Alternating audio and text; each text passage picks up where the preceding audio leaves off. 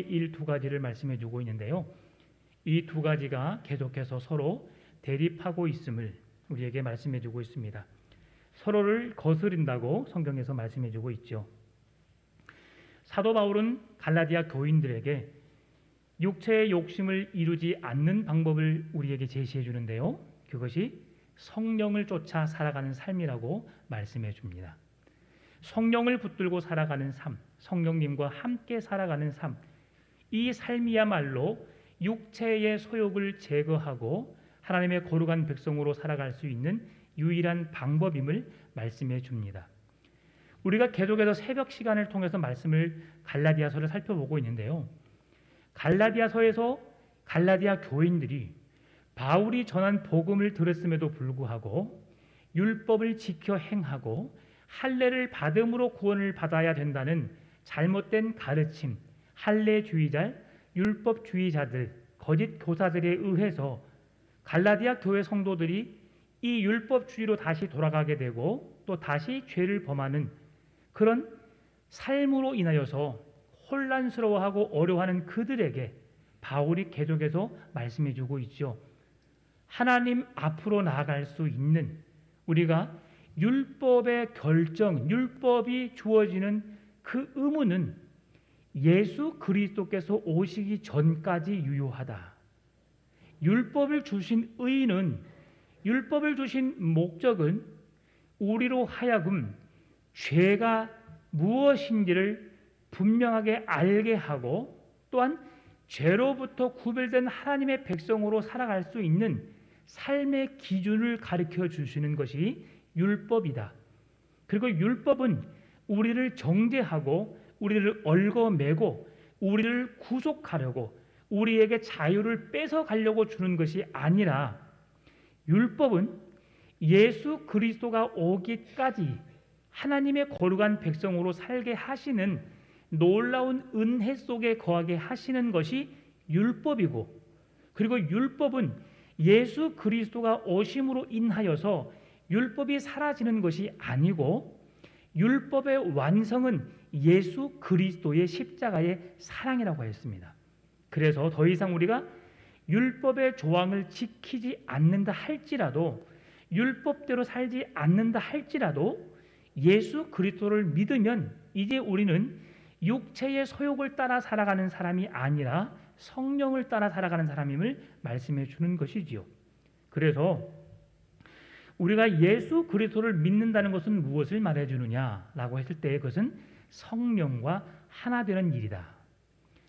예수 그리스도를 믿는 자들에게 성령을 선물로 주셨고 성령으로 인하여 우리가 살아갈 수 있도록 우리의 삶을 인도해 가시는데, 그리스도인은 예수 그리스도를 믿는 자로서 날마다의 삶에 성령님과의 동행의 삶이 이루어져야 함을 말씀해 주고 있습니다.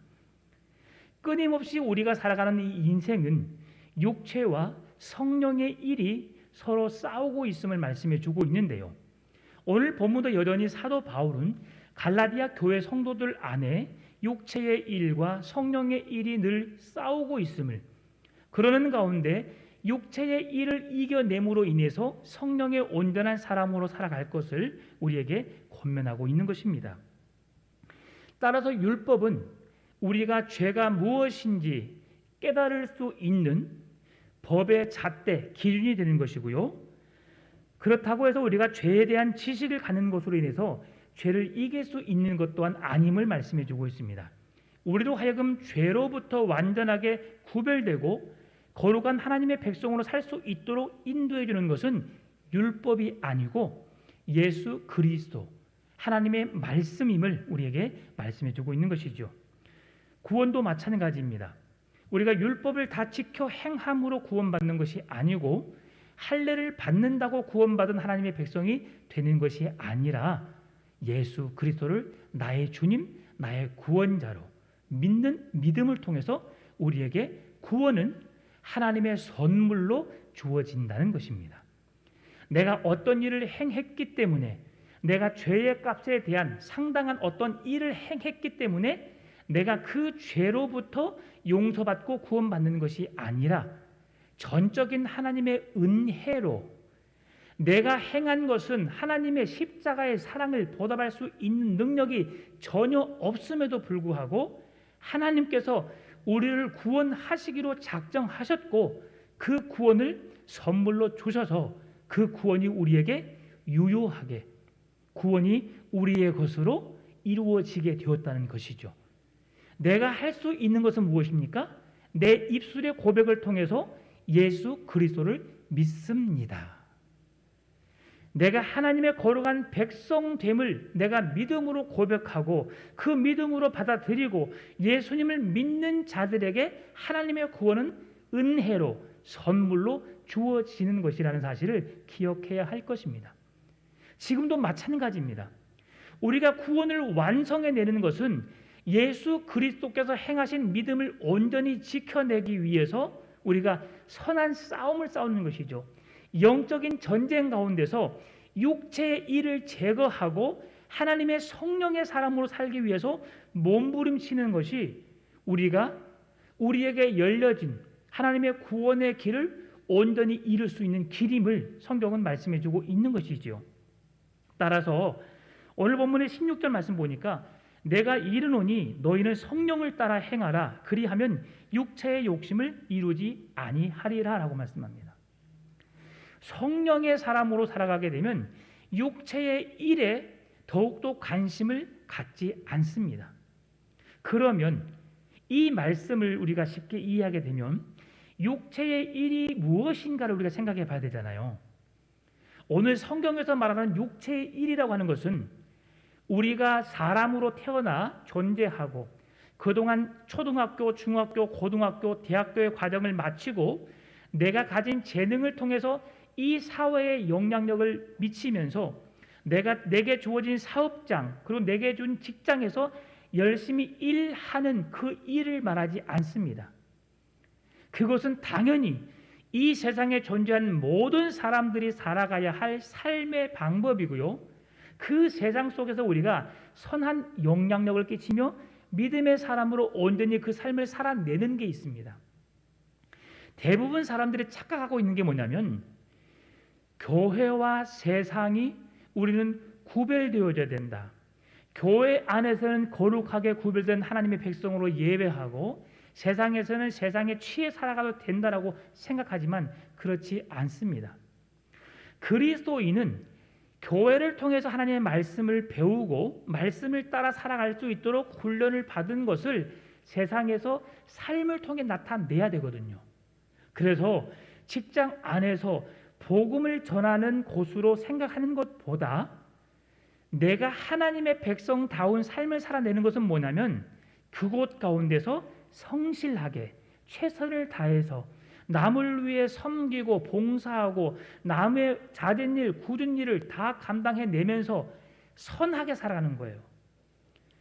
내 입술을 통해서 내가 예수님 믿습니다. 당신 예수 믿어야 합니다라고 복음을 증거하는 것이 그리스도인으로서 세상을 살아가는 방법이 아니라 내가 그 예수를 믿는다고 고백하지 않아도 내 삶을 통해 정직하고 진실되게 공의롭게 선하게 남을 섬기고 베풀고 나눠주고 나의 삶을 통해 그리스도의 모습이 드러날 수 있는 선한 영향력을 끼치며 살아가는 그 삶이야말로 그리스도인이 세상을 살아가는 가장 아름다운 방법이라 할 수 있는 거예요. 어떤 사람들은 그래서 그것보다도 당신 예수 믿어야 합니다. 예수 믿지 않으면 지옥 갑니다. 말로 복음을 전하다 보니까 그의 삶은 엉망임에도 불구하고 그의 입술로만 복음을 전하기 때문에 세상 사람들이 다 그리스도인들을 어떻게 해요? 우러러보지 않고 전혀 아니라고 여기게 되는 거예요. 그래서 우리는 입술로 복음을 증거하는 것도 매우 중요합니다. 그러나 직장에서는 우리의 삶으로 하나님의 백성됨을 나타내는 삶이 정말 주님이 기뻐하는 삶이라는 것을 우리가 기억하시고 그렇게 최선을 다해 살아갈 수 있기를 바랍니다. 그것이 바로 성령을 따라 살아가는 삶의 모습인 거예요. 사도 바울이 사용하는 오늘 16절에서 육체라고 말하고 있는데요. 이 육체는 우리의 인간의 몸에 대한 육체만을 말하지 않습니다. 우리 사람들이 갖고 있는 내 안에 있는 성질 그리고 타락한 인간의 본성을 포함한 모든 것을 육체라고 말합니다. 그러니까 내 몸뿐 아니라 내 생각, 내 마음, 내 몸을 통해서 행해지는 모든 것들이 육체의 일이라고 하는 것을 말씀해 주고 있는 거죠. 그러면 보다 쉽게 말해서 우리 자신이 죄로부터 기울어지도록 만드는 것, 자기 만족을 위해서 내 모습을 드러내고 내 본성을 들추어내는 것, 다시 말하면 죄로 인하여서 우리가 씻을 수 없는 우리의 몸 자체를 그대로 밖으로 드러내 보이는 것, 내 몸, 생각, 마음까지를 일컬어서 육체라고 말하고 있죠. 그러면 이 육체로부터 자유하고 깨끗함을 이룰 수 있는 비결을 사도 바울이 말씀해 주고 있는데요. 그 말씀은 갈라디아서 2장 20절입니다. 우리 같이 한번 읽어볼까요? 내가 그리스도와 함께 십자가에 못 박혔나니 그런즉 이제는 내가 사는 것이 아니요 오직 내 안에 그리스도께서 사시는 것이라. 이제 내가 육체 가운데 사는 것은 나를 사랑하사 나를 위하여 자기 몸을 버리신 하나님의 아들을 믿는 믿음 안에서 사는 것이라. 아멘. 이제는 그리스도인으로서 내가 어떻게 살아가야 한다고 말씀하고 있어요? 육체를 따라 살아가는 것이 아니고 그리스도를 따라 주님이 걸어가신 그 십자가의 길을 걸어가고 나를 통해 이루신 놀라운 구원의 길을 나 또한 그 길을 걸어가며 내가 성령의 사람으로서 온전히 그 일들을 온전히 이루어 나갈 수 있도록 노력해야 된다는 것이죠. 그러면 예수 그리스도를 믿는 자들에게 주어지는 성령님이 내 안에 거하시게 되면 예수를 믿는 자들에게 선물로 주신 성령의 은혜가 내 속에 자리 잡게 되면 나의 삶에 어떤 변화가 일어나게 될까요? 그것은 철저하게 죄와 구별된 삶을 살아가게 됩니다. 여러분, 죄의 세력이, 나의 욕망이 나를 막을 수 있는 힘은 없습니다. 내 스스로 힘으로 죄를 절제하고 죄를 끊어낼 만한 힘이 없다는 것이죠. 그러면 누가 우리로 하여금 죄의 삶으로부터 거룩하게 구별된 삶을 살게 하시죠? 성령님의 은혜입니다. 내 안에 계신 성령님께서 죄로부터 멀어지게 하고 죄로부터 구별된 삶을 살아가게 하시는 것이죠. 그렇다면 성령이 내 안에 들어온다고 해서 내 삶이 거룩하게 구별된 날마다 죄악으로부터 백전백승하고 날마다 죄로부터 승리하는 삶을 살아갈까요? 그렇지 않죠. 지금 우리 모두는 우리 안에 성령이 임하고 계십니다. 아멘입니까? 예수 그리스도를 나의 주님으로 믿는 자들에게는 성령이 우리 안에 내주에 계시도록 하나님이 선물로 주셨습니다. 그러면 성령의 사람으로 우리가 살고 있는데 우리의 삶에 죄악의 모습들이 나타나지 않아야 되잖아요. 그런데 우리는 수없이 거짓말을 하고 남을 속이고 죄를 범하며 살아갑니다. 왜 그렇지요? 연약한 인간이기 때문에 그렇습니다. 그래서 늘 성령의 사람과 인간적인 육체의 사람과 늘 서로 충돌하여 싸울 수밖에 없다는 것을 말씀해 주고 있어요. 그러면 우리가 성령의 사람으로 하나님의 사람으로 살아가기 때문에 우리가 성령이 내 안에 역사하시도록 우리가 노력하고 힘을 써야 한다는 거죠. 그래야만이 온전한 하나님의 사람으로 성령의 사람으로 살 수 있음을 말씀해 주고 있습니다. 따라서 갈라디아 교인들에게 사도 바울은 갈라디아 3장 1절 5절에서 성령을 쫓아 행하라고 말씀합니다. 성령을 쫓아 행하라. 성령의 사람으로 해라. 성령의 역사 속에서 살아가라라고 말씀해 주는데요. 그러면 성령님이 우리에게 주시는 세 가지 자유가 있습니다. 그것은 첫 번째로 죄로부터의 자유입니다. 성령을 쫓아 행할 때 우리는 죄로부터 자유를 누리게 됩니다. 그리스도의 구속으로 말미암아 모든 거듭난 신자들에게 성령을 선물로 주시는 이유가 바로 여기에 있습니다. 죄로부터 자유함이죠. 우리 모든 사람은 죄를 짓습니다. 죄를 지을 수밖에 없고 계속해서 회개하고 또 회개하지만 반복적인 죄를 지을 수밖에 없습니다. 왜 그렇지요? 우리는 연약하기 때문에. 의인은 없나니 하나도 없습니다. 우리는 완벽을 추구할 수 없습니다. 넘어지고 또 넘어지고 또 넘어질 수밖에 없는 존재입니다. 그럼에도 불구하고 우리가 성령의 사람으로서 살아가기 위해서 몸부림치게 되면 우리는 죄로부터 자유할 수 있게 되는 것이죠. 율법을 지켜 행하지 않으므로 내가 그렇게 하지 않았어, 못했어라고 원망하지 않고 예수 그리스도의 이름으로 모든 죄를 용서하는 권한이 있기 때문에 우리는 자유함을 누리는 거예요. 예배 드리지 못할 수 있습니다. 기도하지 못할 수 있습니다. 전도하지 못할 수 있습니다. 그럼에도 불구하고 우리가 하나님의 은혜 가운데 살아가는 것은, 그렇게 연약함에도 불구하고 하나님은 우리를 자녀 삼아 주셨고 우리를 구원해 주시기로 주님께서 작정해 주셨기 때문에 우리가 살고 있다는 것이죠. 그러니 결코 내가 오늘 예배를 못 나갔네라고 하면서 그것에 마음을 빼앗겨서 어려워하지 않기를 바랍니다. 우리가 예수를 믿는 이유는 죄에서 자유함을 주시기 위함이라는 사실을 기억하십시오. 그렇다고 해서 이것을 우리가 역용해서 마음껏 죄를 짓고 회개하는 것을 통해서 하나님 앞에 내가 온전해질 수 있다고 생각하는 것은 큰 착각이라는 사실이죠. 왜냐하면 제가 뒤에서 말씀드리겠지만 육체의 일을 우리에게 소개해 주고 있는데요, 육체의 일을 행하는 사람들은 하나님의 나라를 유업으로 받지 못한다고 되어 있어요. 그러므로 우리는 성령의 사람으로 살아가야 하는데, 육체의 일이 얼마나 어리석고 육체의 일이 얼마나 우리를 깊은 수동으로 빠뜨려서 하나님 앞으로 나가지 못하게 하는가를 우리는 정말 깊이 묵상하면서 그 말씀을 살펴봐야 한다는 것입니다. 두 번째로 성령이 우리 안에 주시는 은혜는, 그 자유함은 사랑으로 종로로 탈 수 있는 자유를 주신 거예요. 이것은 바로 섬김의 자유입니다. 그리스도의 사랑에 우리가 빠질 때에 우리는 온전히 주님을 사랑할 수 있습니다. 여러분, 사랑하는 아내, 사랑하는 남편, 왜 그를 향하여서 사랑한다고 말합니까? 내가 그의 사랑에 빠져서 더 이상 보낼 수 없고 함께 있고 싶은 마음에 한 가정을 이루었잖아요. 그리고 지금 함께 살고 있잖아요. 그래서 그 사람을 향해서 우리가 사랑한다고 고백합니다. 마찬가지로 우리를 위해서 이 땅에 오신 예수 그리스도, 죄로 인해 죽을 수밖에 없는 우리들을 십자가의 죽음을 통해서 우리를 구원하시고 속량해 주시고 하나님의 자녀 삼아 주시고 하나님의 나라를 이어받을 수 있는, 유업으로 물려받을 수 있는 상속자의 은혜를 우리에게 주셨기 때문에 우리가 살아갈 수 있는 거거든요. 그러면 그 받은 사랑으로 인하여서 우리가 사랑을 전할 수 있는, 사랑을 받은 자로서 사랑을 섬김으로 그 사명을 감당할 수 있는 자가 되도록 하나님께서 우리에게 자유함을 주셨다는 겁니다.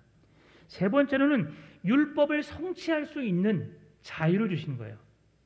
제가 처음에 말씀드렸던 것처럼 율법은 예수 그리스도가 오기 전까지 그 영향이, 그 말씀이 유효하다고 했어요. 율법은 죄를 깨닫게 하고 죄를 알게 하고 죄로부터 우리가 구별된 삶을 살 수 있도록 해주는 말씀인데, 그 율법의 영향은 예수 그리스도가 오기 전까지만 유효하다는 거죠. 그리고 그 이후로 예수님이 오심으로 인해서 그 모든 율법은 사라진 것이 아니고 율법은 여전히 존재합니다. 그러나 그 율법의 완성을 예수님께서 이루셨기 때문에 더 이상 우리는 율법에 얽매일 필요가 없다는 것이죠. 우리가 다시 율법을 추구하고 율법을 추구하면서 할례를 받고 율법에 치우쳐 살게 되면 우리 성인의 모습에서 어린 아이의 모습으로 다시 되돌아갈 수밖에 없음을 말씀해 주고 있는 거예요. 그래서 우리는 성인답게, 성숙한 그리스도인답게 살아가는 것이 성령의 사람으로서의 살아가는 삶임을 우리에게 말씀해 주는 것이죠. 그렇다면 오늘 본문에서 19절에서 21절까지 주어지는 말씀 속에서 우리에게 육체의 일들을 열거해 주는데요, 육체의 일이 어떤 것인지 네 가지로 분류해서 말씀해 주고 있습니다. 첫 번째로는 성적인 범주로 음행, 더러운 것, 호색을 말해주는데요, 음행은 우리의 육체적인 모습으로 드러나는 모습을 말해주고 있습니다. 육체적인 모습, 외형적인 모습으로 드러나는 것을 음행이라고 합니다. 내가 사랑하는 사람과 결혼하여서 함께 가정을 이루고 부부가 됨으로 인하여서 성적인 행위를 취하는 것은 하나님이 주신 축복을 함께 누리는 것입니다. 부부가 누리는 성적인 행위 외에 다른 모든 것들은 다 음행이라고 말합니다. 그래서 모든 성적인 관계를 포함하여서 노골적으로 범람한 이 시대에 그리스도인들이 그리고 세상의 수많은 사람들이 무너져가고 있는 이 모습, 예전에는 결혼하기 전에 아이를 갖는 것은 정말 그 가문의 수치였고 그렇게 해서는 안 된다고 우리가 그렇게 생각해 왔는데 지금은 어떻습니까? 결혼하기 전에 아이를 갖는 것은 하나의 뭘 받는다고 해요? 그렇게 뭘 받는다고 하잖아요. 선물이라고. 근데 그것은 우리가 이 시대가 너무 성적으로 타락했기 때문에 그것을 포장한 것이지 하나님은 그것까지도 기뻐하지 않습니다. 왜냐하면 그 내 정욕을 이기지 못하면 결혼을 통해서 하나님 앞에 가정에 바르게 설 것을 성경에서 말씀해 주고 있거든요. 그리고 이러한 것들로 인해서 우리는 넘어지면 안 됩니다. 성적인 부도덕 이것으로부터 제거해야 한다고 말씀해 주고 있죠. 더러운 것은 육체적인 행위가 아니고 우리의 생각을 통해 범하는 죄를 말합니다. 지나가는 사람을 보면서 이쁘다, 멋지다라고 생각하면서 내가 저 사람과 함께 살고 싶다, 저 사람을 내 몸에 취하고 싶다, 품고 싶다 이렇게 생각하는 그 자체를 더러운 것이라고 말합니다. 눈에 보여지는 것, 귀에 들리는 것들 이것들로 인하여서 우리로 하여금 죄를 범하게 하는 것들 그 모든 것들이 더러운 것이라고 성경에서 말씀해 주고 있고요. 심지어는 성적인 농담들까지도 주님께서는 금하고 있습니다. 호색은 바로 술 취하는 것과 여자에 빠지는 것을 말해주고 있는데요. 하나님이나 다른 사람이 자기 행동을 어떻게 생각하는지 전혀 의식하지 못할 만큼 그곳에 빠져 있는 자들을 향하여서 호색하는 자라고 성경에서 말씀해 주고 있죠. 이것은 바로 우리에게 성적인 범주로 말씀해 주고 있고요. 두 번째로는 종교적인 범주로 우상 숭배와 술수를 말해 주고 있습니다. 여러분, 우상 숭배는 무엇입니까? 하나님 외에 다른 것으로 인하여서 만족하고 기뻐하는 그 모든 것을 우상 숭배라고 하죠.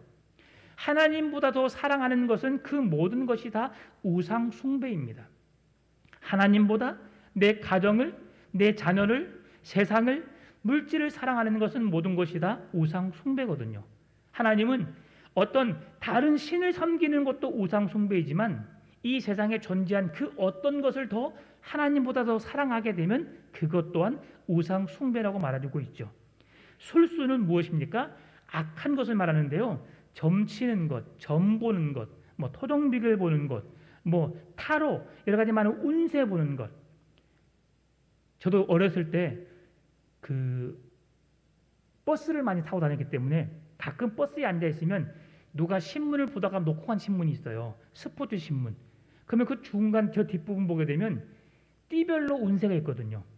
저도 고등학교 때 그 조금 자주 봤어요. 호랑이 띠는 이렇구나 하면서 봤는데 그것 또한 성경에서는 술수라고 말하고 있어요. 그걸 하지 말아라. 왜? 그러한 것들이 우리에게 주는 유익을 주는 것 같지만 결국 그것은 우리를 온전하게 할 수 없습니다. 그럼 우리가 어떻게 해야 됩니까? 하나님 말씀 앞으로 돌아가야 하는 것이죠. 세 번째로는 인간관계의 범주로 원수 맺는 것, 분쟁, 시기, 분냄, 당짓는 것, 불리함, 이단, 투기를 말해주고 있습니다. 원수 맺는 것은 이 인간의 관계의 범주로 인해서 가장 최악의 상태를 말해주고 있는데요. 그것은 남을 미워하는 태도를 말합니다. 원수 맺는 것. 누가 나의 원수라고 말합니까? 내가 사랑하는 사람을 향해서 당신은 나의 원수라고 말합니까? 그렇지 않습니다. 원수라고 말하는 것은 정말 미워서 다시 보고 싶지 않는 그 사람을 향해서 나의 원수라고 말합니다. 그런데 오늘 인간적인 범주 안에서 인간적인 육체적인 일이 무엇이라고요? 이렇게 원수를 맺는 것. 분쟁하는 것, 모든 것이 불화를 일으키고 불일치되는 것이 바로 분쟁입니다. 시기는 삐뚤어진 열정을 말하고 있죠. 이 시기는 하나님께 감사하지 않는 마음으로부터 출발합니다. 그래서 남이 잘 되는 것 좋아하지 않습니다. 남이 가진 것을 별로 좋아하지 않습니다. 그게 시기하는 마음이죠. 분냄은 많은 사람들의 마음을 상하게 하는 것을 말합니다. 왜 그렇습니까? 마음속에 분노가 가득하기 때문이죠. 우리에게 있는 분노는 우리가 살아가는 삶의 방법 중에서 가장 미련한 것입니다. 화를 참지 못하는 것, 쉽게 분을 내는 것, 이것은 그리스도인으로서 가장 피해야 할 방법 중에 하나입니다. 상황을 분간하기도 전에, 어떤 상황인지 이해하기도 전에 내 마음의 화를 다스리지 못해서 화를 내는 것, 이건 성경에서 절대적으로 금하고 있습니다. 당짓는 것, 이것은 자리나 직분을 차지하려고 내가 그 자리를 차지하기 위해서 서로 유세하고 돌아다니는 것을 말합니다. 또한 불리함은 서로 물고 먹는 행위를 말해주고 있는데요. 서로 헐뜯고 뒤에서 비방하고 싸우는 것을 말하죠.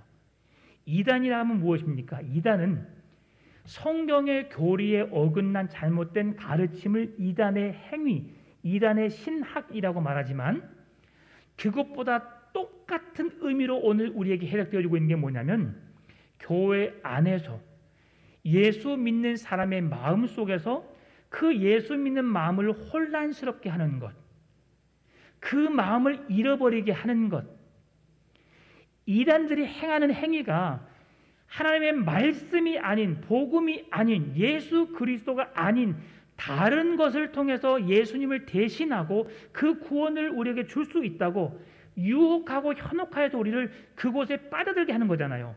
결국 이단의 영에 사로잡히게 되면, 이단에 빠지게 되면 하나님의 구원을 잃어버린 자가 됩니다. 마찬가지로 교회 안에서 신앙생활하는 우리들 가운데 열심히 신앙생활하고 있는데 우리의 신앙을 흔들어버리고 우리가 믿는 하나님을 잃어버리게 하는 것, 그것이 바로 이단들의 행위와 같다고 말합니다. 이건 매우 무서운 거예요. 어떤 사람이 예수 믿다가 예수 믿는 저 사람 때문에 교회를 떠났어라고 하잖아요. 그러면 그것은 이단의 유혹에 넘어간 거예요. 신천지나 하나님의 교회나 어떤 안상홍 하나님의 교회 아니면 여호와 증인, 천주교, 불교, 다른 종교에 빠져들어가는 것 또한 이단에 빠진 것이지만 교회 안에서 내가 입을 잘못 벌려서 내가 잘못 말해서 그 사람의 신앙을 떠나게 하고 상처받게 하는 그 모든 행위 또한 이단의 행위와 같다고 말하고 있는 거죠. 우리는 이것을 정말 조심해야 돼요. 투기, 시기와 비슷한 말이죠. 이것은 시기는 단수로 쓰여지고 있지만 투기는 복수로 쓰여지고 있습니다. 이건 어떤 마음이냐면 사촌이 땅을 사면 배가 아프다. 이 말처럼 시기와 비슷한 거죠. 내가 없는 것을 다른 사람이 갖고 있으면 내가 괜히 배가 아파요. 내가 힘들어요. 여러분, 은사는 하나님께서 나에게 필요한 대로 주신 거거든요. 여러분, 하나님의 은사를 시기해 본 적이 있습니까? 저는 있어요. 고등학교 시절에 교회 안에 부흥회를 많이 했거든요. 그때에 대부분의 사람들이 방언의 은사를 받았어요. 저는 랄랄라만 하고 다른 친구들은 오늘은 러시아 방언, 내일은 영어 방언, 모레는 일본어 방언, 방언이 날마다 돌아가면서 언어가 바뀌어요. 야, 진짜 하나님께서 주신 은사가 아름답구나 이렇게 생각해야 되잖아요. 그 친구들이 기도하고 있으면 저는 교회를 나갔어요. 이게 얼마나 시기하고 투기하는 마음이란 거예요. 이게 하나님이 주신 성령의 은사는 우리에게 필요에 의해서 주신 거예요. 저에게 랄랄라라고 외쳤던 그 방언 자체도 하나님 주신 은사거든요. 단지 내가 보기에 저들이 행하는 은사는 좋아 보이고, 왜냐하면 영어도 하고 러시아어도 하고 일본어도 하고 자기들 마음대로 언어를 바꿔가면서 하는 거예요. 야, 정말 유창하다. 나는 뭔가라고 하면서 내가 그 마음을 가졌던 때가 있어요. 그러나 주님은 그런 마음 또한 갖지 않기를 원합니다. 왜? 내게 족한 은혜를 주신 거거든요. 그 사람의 필요에 따라서 은사를 주신 거예요. 여러분, 어떤 사람이 찬양을 잘합니다. 악기를 잘 다룹니다. 그런 은사를 받은 거예요. 그것은 그분을 향해서 존경하고 정말 그분의 잘함을 우리가 칭찬할 일이지 시기하고 질투할 일이 아님을 성경에서 말씀해 주고 있는 거예요. 그래서 우리는 내 생각에 나보다 못한 사람이 무언가를 잘했을 때에 들어있는 시기나 투기하는 마음을 우리 마음에서 제거해야 되는 것이죠. 네 번째로 음주의 범주에서 술 취함과 방탕함을 이야기합니다. 더 정확하게 말하면 이것들은 무절제의 문제입니다. 내가 내 자신을 다스리지 못해서 내가 그것을 바르게 내 마음을 추스르지 못해서 행하는 결과입니다. 여러분, 성경에서 술을 먹지 말라고 했습니까? 술 취하지 말라고 했습니까? 이거 너무나 잘 알죠? 역시 술 취하지 말라고 했어요. 그러면 술을 취하지 않을 만큼만 마셔도 되겠네 라고 생각하면서 술을 먹는 것을 정당화하는 사람이 있습니다. 여러분, 술을 먹는 것은 죄가 아닙니다. 술을 먹을 수 있지요. 술을 먹을 수 있습니다. 왜냐하면 약으로도 술이 쓰이게 됩니다. 그런데 왜 성경에서 술 취하지 말라고 했을까요? 그것은 술을 먹는 것이 우리에게 유익하지 못하기 때문입니다. 당대 의인이라고 했던 노아가 술에 취함으로 옷을 벌거벗게 되었어요. 그리고 그 누추한 모습을 어떻게 했어요? 아들에게 보였거든요. 그래서 한 아들이 그 모습을 보므로 인해서 그 아들은 저주를 받았어요. 그들이 흑인들이죠. 여러분, 술 취함의 결과로 노아가 죄를 범했기 때문에 술 취했기 때문에 노아에게 그런 어떤 죄에 대한 형벌이 따라야 되는데 그의 아들에게 임하게 됩니다. 노아도 술 취함으로 인해서 자기 자신의 스러운 의로움을 스스로 절제내지 못했고 지켜내지 못했는데 오늘 우리는 의인도 아닌데 어떻게 우리가 우리 자신을 지켜낼 수 있을까요?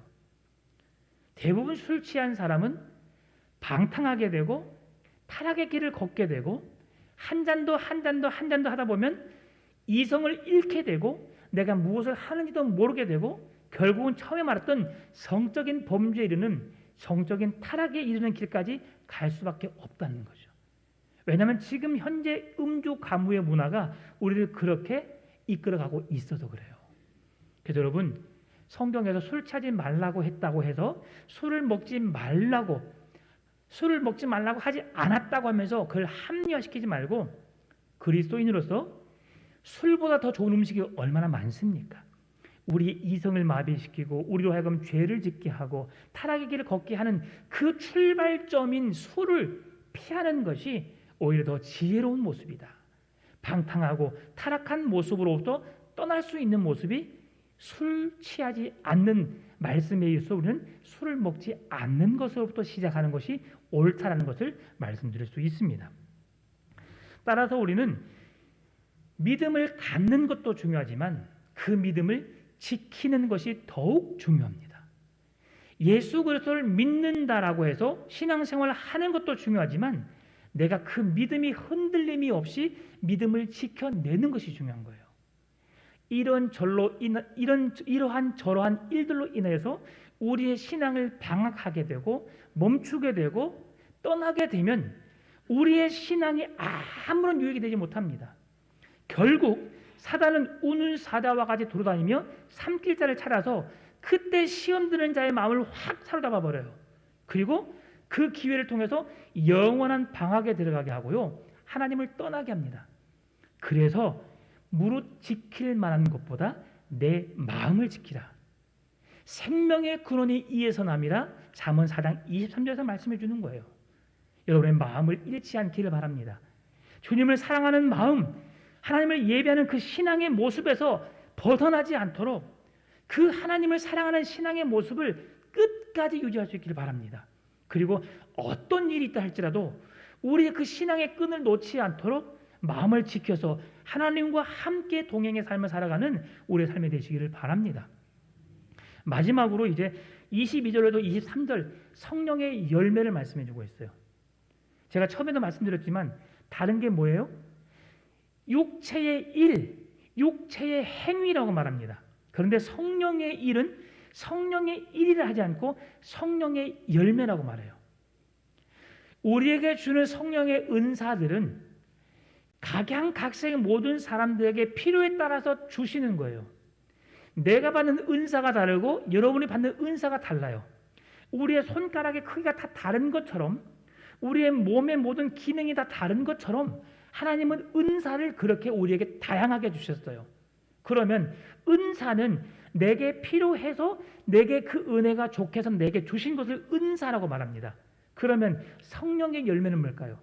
성령의 열매는 예수 그리스도를 믿는 하나님의 사람, 성령의 사람들에게 반드시 동일하게 하나의 열매로 나타나야 할 것을 성령의 열매라고 해요.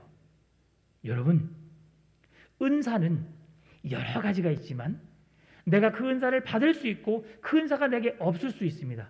그러나 성령의 열매는 예수 그리스도를 믿는 모든 사람, 예수님을 믿는 자들에게 성령을 선물로 주셨는데 내 안에 성령을 모시고 살아가는 모든 사람에게는 성령의 9가지 열매가 나타나야 합니다.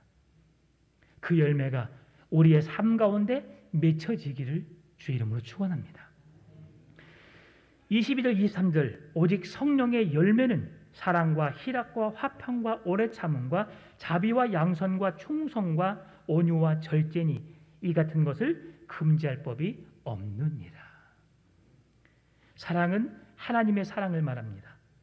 희락은 하나님 안에서 즐거워하고 기뻐하고 만족하는 것을 말합니다. 화평은 하나님과의 바른 관계를 통해서 성도들과 함께 서로 하나 되는 것을 말합니다.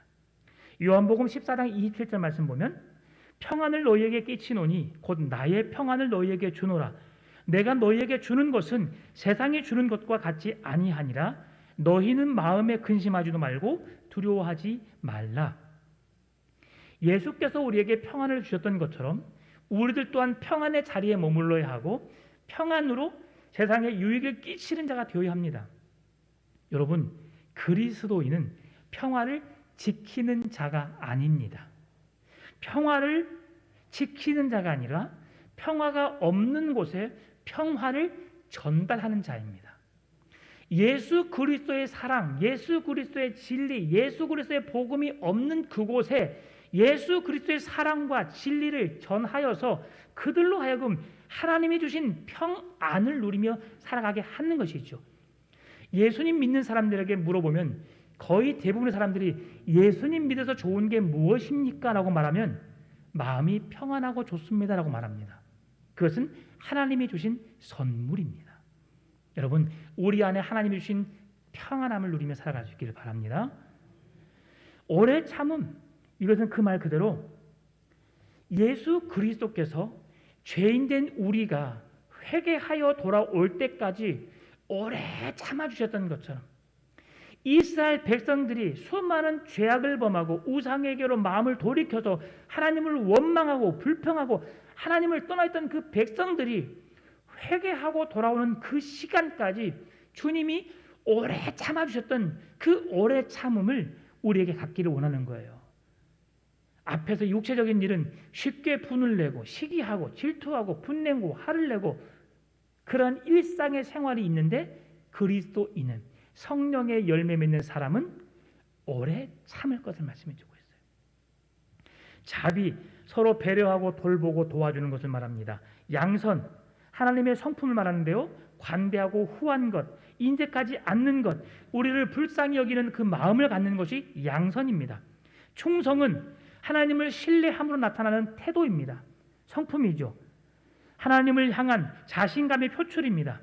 하나님께서 내 인생을 책임져 주실 것을 알기에 사적인 이익 앞에서도 꾀를 낼 필요가 없이 충성을 다하는 모습을 충성이라고 말합니다. 온유는 겸손한 마음, 절대된 마음을 말씀해 주고 있죠. 마태복음 11장 29절에서 나는 마음이 온유하고 겸손하니 나의 멍에를 메고 내게 배우라. 그리하면 너희 마음이 쉼을 얻으리니. 절제는 자신을 참아내는 것입니다. 유혹에 항복하지 않게 하는 저항력, 성령님으로 말미암아 맺어지는 열매라는 것을 말씀해 주고 있죠. 사랑하는 성도 여러분, 성령의 열매는 하나입니다. 예수 그리스도를 믿는 사람들에게 하나의 열매로 성령의 9가지 열매가 나타나야 합니다. 육체의 일은 우리에게 무엇을 말해주고 있습니까? 우리에게 하나님의 나라를 유업으로 받지 못할 것이라 21절에서 말씀해주고 있어요. 육체의 일을 행하는 어리석은 인생이 아니라 성령의 열매 맺음으로 하나님께서 우리를 붙드시고 책임져 주시며 우리와 함께 하시며 우리를 통해 하나님의 나라를 확장해 가기를 원하시고 그 나라를 향해 나아가는, 그 나라를 꿈꾸며 그 나라를 사모하며 하나님 나라 백성으로 살게 하시는 그 은혜 속에 거하며 그 주님과 날마다 행복한 동행의 삶을 살아가시는 여러분의 삶이 될 수 있기를 주의 이름으로 축원합니다. 참 좋으신 아버지 하나님 감사합니다. 성령의 사람으로 살아가게 하여 주시고 육신의 일에 얽매여서 하나님의 나라를 유업으로 받지 못하는 어리석은 인생이 아니라 성령을 따라 성령의 열매를 맺으며 풍성한 은혜 가운데 살아가는 우리의 삶이 되게 하여 주옵소서. 감사합니다. 살아계신 예수님의 이름으로 기도드리옵나이다. 아멘.